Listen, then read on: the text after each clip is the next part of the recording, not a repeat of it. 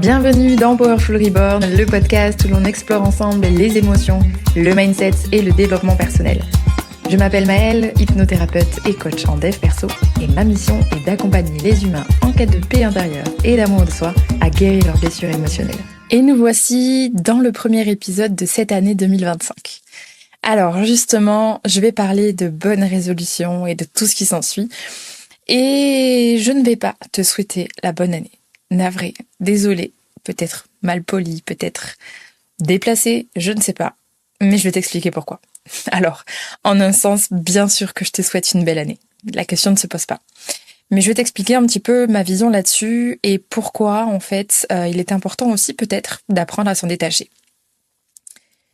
Alors oui, c'est cool de profiter de ce moment pour se souhaiter plein de bonnes choses, la bonne année, etc. Franchement, c'est chouette. Et je sais aussi que certaines personnes profitent de ce moment pour ouvrir leur cœur. Et j'ai envie de dire en un sens, c'est une très bonne chose. Parce que si tu ne sais pas le faire le reste de l'année, alors c'est super si tu arrives à profiter justement de ce moment pour le partager, pour dire à ceux que tu aimes que tu les aimes, pour remercier tous les gens autour de toi, pour justement prendre ces nouvelles résolutions, etc. Mais en un sens, je trouve ça aussi dommage. Parce que, comme tu le sais, ou si tu ne le sais pas, en tout cas, tu vas le découvrir aujourd'hui, avant d'être hypnothérapeute et coach en développement personnel, j'ai été coach sportif pendant plus de 7 ans. Et je peux vous dire que j'en ai entendu des bonnes résolutions à n'en plus finir. Je pense que tu t'en doutes. Et c'est en fait un petit peu toutes ces années, plus mon métier aujourd'hui, qui m'ont permis de réaliser que malheureusement, souvent, on profite de ce jour ou de se dire que c'est le début de l'année. On est plein de bonnes intentions, on veut changer nos vies, et sauf que tu te reconnaîtras peut-être ou pas. Mais souvent, ça dure 1 mois, 2 semaines, 2 mois. Et après, tout s'arrête. Et en fait, je trouve qu'en un sens, on est dans une forme d'espèce d'injonction où on se sent limite par habitude ou obligation dans quelque chose de « ok, c'est l'année, il faut bien qu'elle démarre, il faut que j'ai plein d'objectifs, que j'ai plein de rêves, que ci, que là, que je les réalise, etc. » Sauf que très souvent, comme je l'ai dit, tu ne les tiens pas parce qu'il y a trop d'un coup, parce que du coup, tu veux faire toute ton année en juste l'espace d'une soirée en te disant que tu vas tout faire, etc. Et en fait, derrière, tu ne fais rien et en plus de ça, qu'est-ce que tu gagnes? Te décevoir. Et je trouve pas ça forcément pertinent. Et personnellement, pour moi, la nouvelle année, c'est plus, ok, je vais faire un peu une introspection, une rétrospection même, de l'année qui est passée.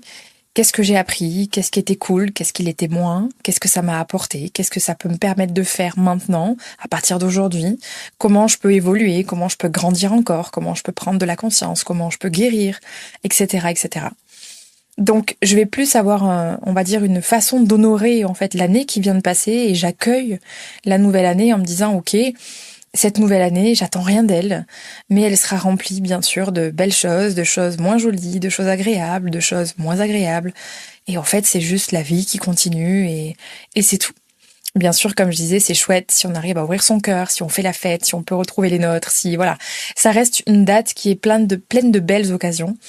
Mais j'avais vraiment envie d'apporter ma vision sur le fait de ces bonnes résolutions.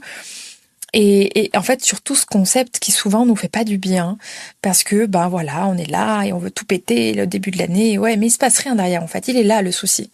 Il est là, le souci. Sauf que tu as 364 autres jours pour te souhaiter la même chose. Pour te souhaiter la santé, la réussite, le bonheur, pour te souhaiter de réussir, je viens de le dire, bref, pour te souhaiter plein de choses à toi et aux autres autour de toi, en fait. Et tous les jours de ta vie sera finalement une occasion de créer ta nouvelle réalité. Je sais que parfois on est nombreux à attendre une nouvelle semaine, un nouveau mois, une nouvelle année. Mais tout ça, en fait, c'est des concepts que l'on a créés. C'est utopique ce que je vais dire, mais demain, si je te dis on est le jeudi 28 mars, oui, ça n'existe pas, mais admettons, le jeudi 28 mars de l'année 1920, c'est tout aussi réel en fait, c'est juste qu'on a fait un calendrier et qu'on a décidé que ce jour-là, ce serait le jour du début de l'année. Alors oui, c'est cool, parce qu'il nous faut bien une base pour se cadrer, on va dire, et pour avancer dans le temps. Mais ce que je veux dire par là, c'est que ça n'a aucun sens en soi. Et pourquoi cette date ou ce mois aurait un sens et un impact assez important sur le reste de ta vie, et finalement, le reste de l'année, tu vas te laisser porter. Parce que très souvent, et justement je le vois aussi en fin d'année, quand on arrive vers novembre, décembre, et qu'on n'a pas forcément passé l'année qu'on espérait, qu'on vit pas forcément la vie qu'on aimerait vivre, qu'on n'a pas réalisé nos objectifs, nos rêves, on se dit un peu le oh foutu pour foutu, 2025 arrive, enfin la nouvelle année, tranquille, j'aurai le temps de me rattraper. Mais en fait, si là, à ce moment-là, tu réalises ça, on est le 20 novembre, t'as encore un petit peu plus d'un mois pour changer tout ça, en fait. Et est-ce que le 20 novembre sera moins impactant que le 1er janvier? Pas du tout. Absolument pas, même. En fait, ce jour-là aura l'impact, enfin, en tout cas, aura un impact important le jour où tu le choisiras. Et peu importe ce jour, on s'en contrefiche. Et c'est pour ça que je voulais te tourner cet épisode aujourd'hui, pour que tu prennes aussi conscience que, attention, je te partage ici ma vision, très clairement. Tu n'es peut-être pas du tout d'accord avec, et c'est ok. C'est vraiment une vision très personnelle. Comme tu le sais, je partage autant de l'expertise, de l'expérience au travers des blessures, etc., du vécu et de tout ce qu'on traverse en tant qu'humain. Mais je partage aussi de temps en temps mes visions. Pour le coup, ça me regarde. Mais le partager permet peut-être soit de confirmer peut-être tes pensées, soit peut-être de te permettre d'aller peut-être explorer une nouvelle vision, ou peut-être tout simplement de ne rien changer, peu importe. Mais le but, c'est juste déjà de partager et de voir si ça peut faire écho avec toi. Donc, pourquoi on attendrait une date bien précise pour se souhaiter tout ça et pour commencer en fait à changer nos vies? Je sais que c'est un peu bateau dit comme ça, et que tous ces trucs de tu peux changer ta vie quand tu le veux, etc. Mais en un sens, c'est vrai. En un sens, c'est vrai. Tous les matins où tu te lèves encore en vie, où tu as cette chance, tu as l'opportunité de changer quelque chose, de faire évoluer, de faire avancer quelque chose. Même si c'est toi, même si c'est pas grand-chose, peu importe. Donc, ne perds pas ce pouvoir juste parce qu'il y a des injonctions qui sont inscrites comme ça dans les mœurs, en fait, parce que c'est le début de l'année et ci et là. Mais en plus, tout le monde l'utilise. Les entreprises, les salles de sport, les gens sur les réseaux. Wow, bah. Combien il y en a qui partagent des trucs? C'est la nouvelle année, c'est le temps de passer à l'action. Mais on s'en branle de la nouvelle année. Je suis désolée, mais on s'en fout. Ça change rien. Par contre, si ça peut te donner un impact nécessaire pour commencer à avancer, c'est cool. Mais moi, je suis pas partisane de ça, vraiment pas. Parce que toutes les fois où j'ai changé ma vie, ça a été juste une décision, une bonne volonté. Et j'ai pas eu besoin du 1er janvier pour ça. Bien sûr que tu peux avoir une forme de « Ok, je visualise un petit peu mon année. Qu'est-ce que j'ai envie de faire cette année? Qu'est-ce que j'aimerais accomplir? Quels sont mes rêves, etc. » Oui, tu peux avoir des objectifs. Mais l'idée, ce n'est pas de tout placer là directement comme ça en se disant « Ah oui, il faut absolument que je fasse tout ça cette année. » Peut-être que tu ne le feras pas pour X, Y raison, et tu feras plein d'autres choses que tu n'avais pas prévues. Et je suis persuadée que tu te reconnaîtras là-dedans, puisque c'est pour tout le monde pareil. Combien de fois on s'est dit « Ah, je veux faire ci, je veux faire ça », finalement tu fais toute autre chose, et des choses que tu n'avais pas forcément prévues. Oui, ça peut être une forme, si tu veux, de vision, mais ne t'enferme pas là-dedans ou ne mets pas de pression là-dessus.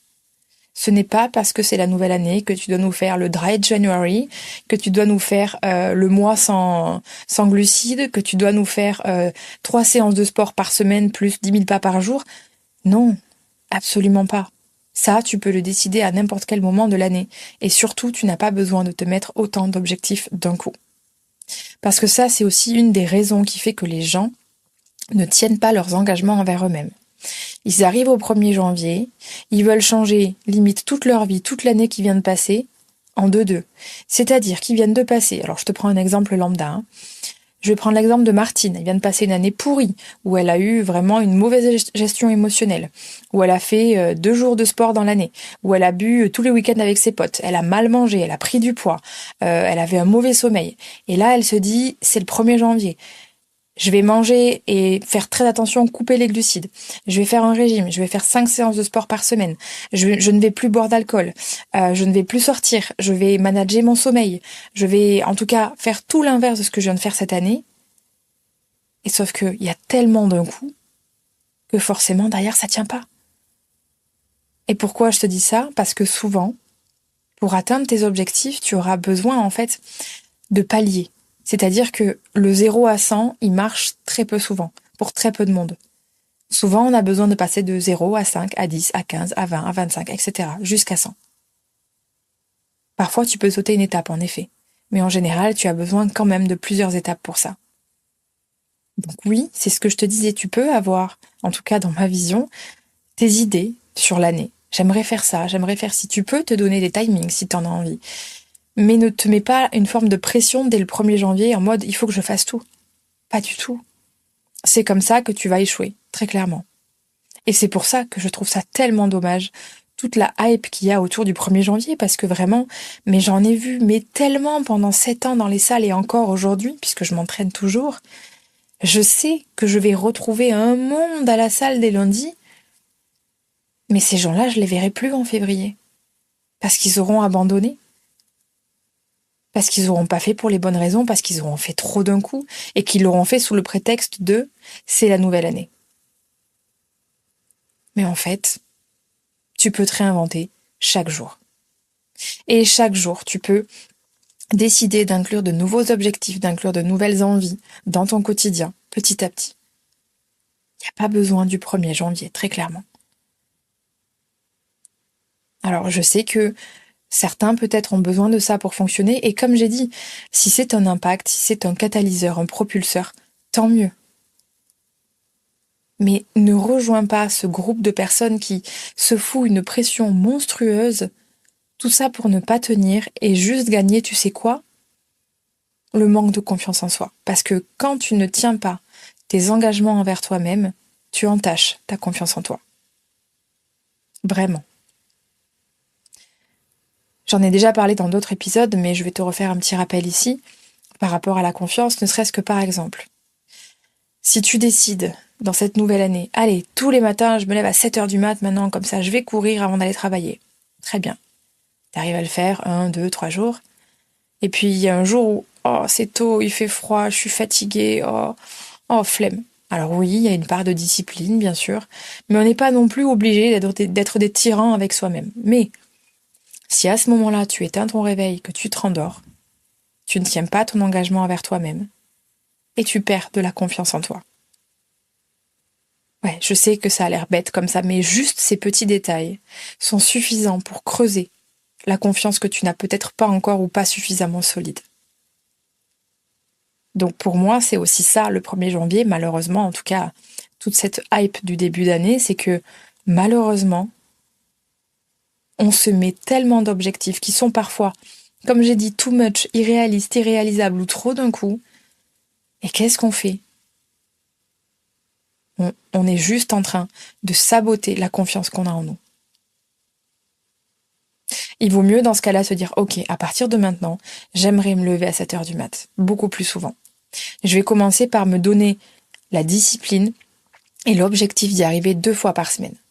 2 fois par semaine, je sais que je vais faire en sorte de mettre un réveil et de le respecter. Peut-être qu'au bout de 2-3 semaines, je vais mettre un 3e jour en place. Et puis un mois plus tard, un 4e, etc., etc. Pour qu'en fait ça devienne une nouvelle habitude, que je m'y fasse, et que je n'ai plus besoin d'être dans une forme de culpabilité pour le faire. Parce qu'il y a aussi, c'est à double tranchant en fait, parce que derrière, si tu mets dessus une notion de culpabilité, c'est pas mieux. Tu sais là, tous ces... Je suis désolée si t'es un sportif comme ça, c'est pas négatif, mais toutes ces personnes qui te foutent en story, oui, discipline, j'étais malade, j'étais fatiguée, mais j'y suis allée quand même. Oui, la discipline, ça, c'est pas une discipline saine. Ça, c'est bonjour, je culpabilise. J'ai besoin de te montrer qu'en fait, je le fais malgré tout, que je suis fort. Et le roi, il a pas besoin de montrer au peuple qu'il est le roi quand il l'est, très clairement. Bref, ça reste encore une petite vision personnelle. Mais ce que je veux dire par là, c'est que la discipline, c'est apprendre à tenir ses engagements. Ça ne veut pas dire non plus ne pas respecter ses besoins, ses limites corporelles, par exemple. Quand on est malade, bien sûr qu'on peut avoir une forme de discipline. Ok, bon. J'ai comme petit rhume. Est-ce que je suis capable d'aller au sport ou est-ce que j'outrepasse les limites de mon corps? Bon, effectivement, j'ai un petit rhume et je me rends compte en fait que ce petit rhume, il m'arrange parce que j'ai pas envie d'y aller. Ok, là j'enclenche la discipline parce que justement, je suis juste dans une flemme absolue parce que c'était une journée où j'avais la flemme. Mais si je sais que je veux être fiable envers moi-même, j'y vais et je peux me le permettre. Mais j'y mets pas non plus de culpabilité. Ok, j'avais la flemme, mais je me bouge un peu les fesses, ça me fera du bien et je serai tellement contente quand j'aurai fait la séance. À l'inverse, ou une personne qui, imagine, t'es extrêmement malade, tu te dis non, il faut que j'y aille, mais parce que du coup, sinon je vais perdre mon muscle et parce que je vais grossir et parce que si, parce qu'en fait je suis nulle. Voilà, ça s'appelle de la culpabilité, pas de la discipline. Très clairement. Bref, je pourrais en parler des heures aussi de ce sujet, mais tout ça pour en revenir au fait que oui, ta discipline sera importante dans la réalisation de tes objectifs, bien sûr. Mais encore une fois, tout ça, ça doit être placé de manière réaliste et réalisable. Profite du 1er janvier ou de cette nouvelle année, si ça te fait du bien, pour te faire un plan. Et pour faire un plan qui est réaliste et réalisable. Par exemple, tu vois, moi cette année, allez, on va prendre mon exemple. Cette année, j'aimerais apprendre encore plus l'anglais. J'aimerais bien terminer l'année de manière bilingue. Voilà. Donc, ça, premier objectif. Le second, développer davantage mon business, etc. Le troisième, reprendre vraiment ce côté santé parce que c'était pas ouf cette année et que j'ai besoin de faire attention à ma santé, surtout en vieillissant. Bonjour, j'ai 34 ans, hein, donc j'en ai plus 20, donc toujours à faire attention. Et puis dans tous les cas, c'est une notion importante. Continuer justement mes petites routines, routines sportives et rajouter quand je reviendrai à Bali la danse et la boxe, etc. Et aussi refaire du surf, tout ça, tout ça. J'ai pas d'objectif très particulier. C'est juste de l'évolution, on va dire. J'ai choisi de faire ça par étapes. C'est-à-dire qu'aujourd'hui, au niveau de l'anglais, je me mets 2 heures par semaine. Peut-être que c'est pas suffisant pour devenir bilingue, mais pour l'instant, je l'ancre déjà dans mon quotidien. Et petit à petit, j'en rajouterai. Mes séances sont toujours calées. J'en ai toujours 3 par semaine. Si je peux en ajouter plus, c'est bien. Mais pour éviter de me décevoir ou de ne pas être disciplinée, je pars sur une base de 3. Et s'il y a un plus, c'est très bien. Et très souvent, j'en fais plus que 3. Mais je me fous pas de pression avec ça. Ensuite, je rajouterai la danse, la boxe quand je serai à Bali, etc. Je ferai en sorte d'arranger mon quotidien par rapport à ça. Qu'est-ce que j'ai dit d'autre après? Donc l'anglais, mon business aussi, pareil, je bosse tous les jours pas suffisamment pour que ça puisse évoluer. Je m'organise au mieux, mais je ne suis pas en train de me dire il faut qu'en 1 mois et demi j'ai fait le million. Hein. Bon, déjà c'est pas un objectif, mais dans tous les cas, je ne fonctionne pas comme ça. Là, en fait, ce que j'essaie de t'expliquer sur ma vision de l'année, c'est que j'ai des objectifs, mais je les place petit à petit. Je mets pas tout d'un coup. Et surtout, je mets pas l'intensité maximale. Peut-être que d'ici 5-6 mois, j'aurai 2 heures d'anglais par jour, que j'aurai 5 séances de sport par semaine, que j'aurai ajouté la danse, la boxe, etc., que j'aurai repris la lecture, enfin, bref, super. Mais l'idée, c'est juste de commencer à l'implémenter petit à petit. Et en fait, là où ce podcast est intéressant, c'est que je te parle des bonnes résolutions, mais je suis aussi en train de te donner des tips sur comment t'organiser et surtout comment travailler, on va dire, efficacement et ne pas te sentir complètement submergé par des to-do list beaucoup trop grandes et qui vont juste réussir à te faire perdre confiance en toi. Si tu le sais, je fais pas partie des thérapeutes ou des personnes qui vont te conforter dans ton confort, justement. Mais je ne suis pas non plus la brutalité à l'état pur, il y a un juste milieu. Oui, il faut se bouger les fesses. Mais t'es aussi un humain, t'as aussi besoin de repos, t'as aussi besoin de temps, et t'as aussi juste besoin de vivre et te faire kiffer. Et pas toujours être dans la performance, le faire, etc. Et c'est juste à toi, en fait, de trouver ton équilibre là-dedans. Et pas d'attendre des dates comme le 1er janvier pour juste te foutre une vague dans la tronche et arriver 1 mois et demi plus tard, il s'est rien passé, rien n'a fonctionné, je suis déçue, je refais une année de merde et j'attends 2026 pour refaire la même chose. Si ça fait des années que tu fonctionnes comme ça, faut peut-être te demander ce qu'il y aurait à changer derrière, tu vois. Encore une fois, chacun y trouve son équilibre.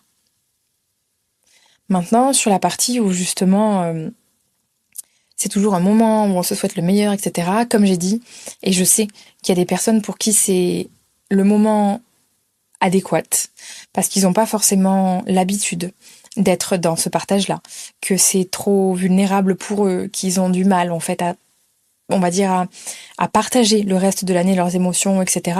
Et du coup, pour eux, c'est tout simplement une date qui leur permet de traverser ces peurs et du coup de partager aux autres et à ceux qu'ils aiment, qui les aiment tout simplement, qui comptent pour eux, etc.